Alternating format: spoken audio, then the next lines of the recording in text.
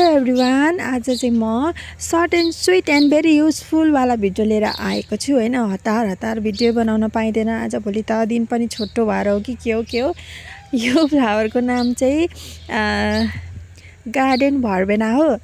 तर कति राम्रो फुल छ, हेर्नुस् त कति राम्रो छ। यसलाई मल चाहिँ त्यही पत्ताहरूलाई चाहिँ एकदम कम्पोस्ट मल जस्तै बनाएर पत्ता सुकेको पत्ता हुन्छ नि, त्यो चाहिँ एकदम बेस्ट मल हुन्छ है फुलको लागि चाहिँ है। अनि हो त्यसै मल लगाइदिएको छौँ। त्यसो हाम्रो रेड कलरमा भयो, यो मल्टी कलरमा छ, वाइट र पर्पल कलरमा। हेर्नुस् त कति राम्रो छ।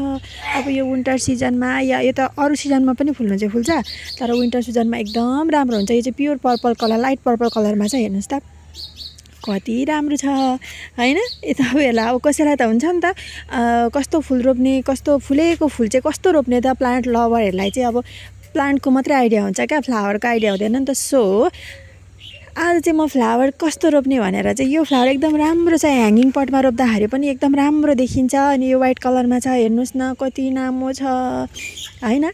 अनि यो चाहिँ भन्दैछु त म ह्याङ्गिङ प्लान्टमा ह्याङ्गिङवाला पटमा रोप्दाखेरि पनि एकदम राम्रो देखिन्छ। तल ह्याङ्गिङ भएर पछि झर्छ, यो राम्रो देखिन्छ। अनि यसरी पटमै रोप्दा पनि, नर्मल पटमै रोप्दा पनि एकदम राम्रो देखिन्छ।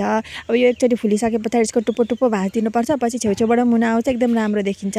हाम्रोमा यो 1 2 3 4 कलर, अब एउटा पिङ्क कलरमा छ, यो रेड कलर मैले सुरुमा देखाएको कति राम्रो छ। हेर्नुहोस् त भर्खरै फुल्न स्टार्ट हुँदैछ नि त। अनि यो छ हाम्रो पिङ्क कलरमा कति राम्रो छ। यो चाहिँ हाम्रो ठुलो बोट हो, यो चाहिँ हाइब्रिडवाला बोट रहेछ। यसको पत्ता पनि ठुल्ठुलो छ, फुल पनि ठुल्ठुलो छ है। यो चाहिँ हेर्नुहोस् त चपक्क परेको कस्तो राम्रो देखिन्छ है त। यो फ्लावर पनि हजुरले आफ्नो घरमा राख्न सक्नुहुन्छ। यो एकदम घाम प्रेमीवाला फ्लावर हो है। यो चाहिँ घाम एकदम मन पराउँछ। दिनभरिको घाममा पनि केही हुनेवाला छैन, एकदम राम्रो छ। अनि यो फ्लावर देखिरहनु भएको छ ओरेन्ज कलरको, यो फ्लावरको बारेमा त मैले तपाईँलाई अघिल्लो भिडियोतिर भनेकै छु। र नयाँ कोही सब्सक्राइबर हेर्दै हुनुहुन्छ भने चाहिँ मेरो अघिल्लो भिडियोतिर पनि हजुरहरूले हेर्न सक्नुहुन्छ फ्लावरको बारेमा है त। यो पनि एकदम राम्रो फ्लावर हो, हजुर देख्नुहुन्छ कति राम्रो देखेको छ। झपक्कै परेर एकै खालको सबै गमलामा एकदम लाइन लाएर राखिदिनु हो भने यति राम्रो देखिन्छ हैन। ओके, अनि हामीसँग यो फ्लावर छ एस्टर।